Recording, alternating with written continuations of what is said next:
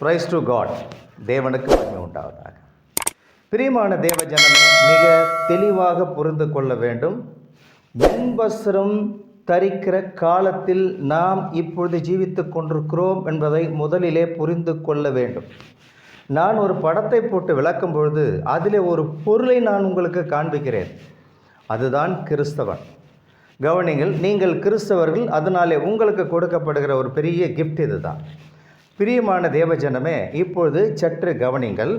நான் இந்த இடத்துல ஒரு வரைபடம் போடுகிறேன். அந்த படத்திலிருந்து தான் உங்களுக்கு விளக்கப் போகிறேன். அதனாலே சற்று கவனிங்கள். இப்பொழுது நான் இங்கே போடுகிறேன். ஒரு கோதுமை மணியை நான் இங்கே வரைகிறேன். இப்பொழுது கவனிங்கள், இந்த கோதுமை மணி இது நிலம். இந்த கோதுமை மணியானது வளர்ந்து, அதாவது அப்படியாக வந்து கவனிங்கள், இது அப்படியே வந்து இந்த இடத்துல அதோடைய கோதுமை மணியை கொண்டு வந்து கொடுக்க வேண்டும். இது உதாரணமாக நான் உங்களுக்கு காண்பித்திருக்கிறேன். அதனுடைய ஜாதியின் கனியை கொடுக்கும் என்று வேதம் நமக்கு ஆதி ஆகமத்திலேயே 1:11 சொல்லப்பட்டிருக்கிறது. நீங்கள் கவனிக்கலாம். அப்படி என்றால் எல்லாவற்றுக்கும் அதுதான். அதாவது மரம், செடி, கொடி, மனிதன் எல்லாருக்குமே தேவன் கொடுத்தது தான். ஆனால் விசேஷித்தன்மை மனிதனுக்கு கொடுத்தார். இவன் ஆதாம். இந்த ஆதாமுக்கு தேவன் ஜீவ ஆவியை கொடுத்து, அந்த ஆதாம் என்ன குட்டி தேவனாக தேவன் பூமியிலே விதைத்தார். இந்த பூமியிலே விதைத்தது, கவனிங்கள், இதை நாம் என்ன சொல்லுவோம் என்றால், முதலில் அதை புரிந்து கொள்ள வேண்டும். தேவனை ஆராதிக்கிறது தான் சபை. சபை என்றால் ஸ்ரீ. இதை முதலிலே நீங்கள் புரிந்து கொண்டால்தான் அது உங்களுக்கு எடுக்கும் பொழுது விளங்கும். இந்த இடத்துல விதைக்கப்பட்ட இந்த விதையானது மேலே வந்து இது என்னென்னலாம் கொடுக்கிறதோ அதை எல்லாம் இது இங்கே கொடுக்க வேண்டும். ஆதாம் சிருஷ்டிக்கிற வல்லமை உள்ளவன். ஆதாம் எல்லாவற்றுக்கும் பெயரை வைத்தவன். ஆதாம் தண்ணீர் மேல் நடந்தவன். ஆதாம் குட்டி தேவன். ஆதாம் வார்த்தையாய் இருந்தான். எப்படி?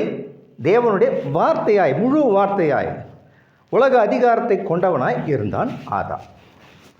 இது உங்களுக்கு புரிந்திருக்கும் என்று நான் நினைக்கிறேன். ஒரு சாதாரண ஆதாமை குறித்து நான் உங்களுக்கு காண்பித்தேன். இப்பொழுது அப்படியே நான் திரும்பவும் இதை காட்டுகிறேன். சற்று கவனிங்கள். அதே பூமி, ஒரு விதை.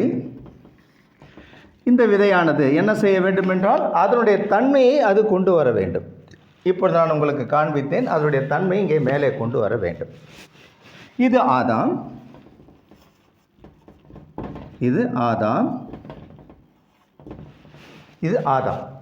இப்பொழுது கவனிங்கள், இந்த ஆதாம் விதைக்கிற விதையானது முழுமையாக வார்த்தையாக இருந்தது. இது உங்களுக்கு ஏற்கனவே நான் எடுத்து விட்டேன்.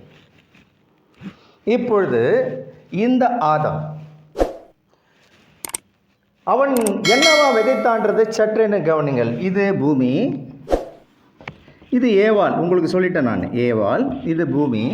இப்பொழுது விதைக்கிற விதையை சற்றேனும் கவனிங்கள். இது அன்பு, சமாதானம், தாழ்மை, பொறுமை, இச்சையடக்கம் எல்லா கனிகளினாலே நிரப்பப்பட்ட கோதுமை. இது என்ன? இது கோதுமை. அப்படிப்பட்ட ஒரு கோதுமை இது. கவனிங்கள்.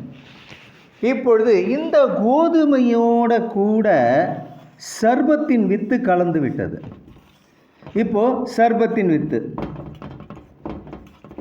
இந்த சர்பத்தின் வித்து கலந்ததுனாலே கவனிங்கள், அன்பு, சமாதானம், தாழ்மையோட கூட பகை, விரோதம், குரோதம், பில்லி, சூனியம், பொய், பித்தலாட்டம், தில்லு முள்ளு எல்லாமே இதோட கூட கலந்துச்சு.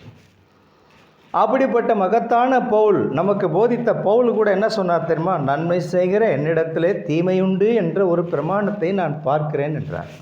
அப்படி என்றால் என்ன அர்த்தம்? இதுதான் அது அர்த்தம். இதோட கூடவே இது வளர்ந்து வந்தால் என்ன செய்யும்? அது சற்றினும் கவனிகள், எதை கொண்டு வரும்? இப்போ கவனிகள், எதை கொண்டு வரும்? இது என்ன கனி? இது என்ன கோதுமை? இது சற்று கவனித்து பாருங்கள். என்ன கொண்டு வரும்? அது இந்த 2 தன்மைகளையும் கொண்டு வரும்.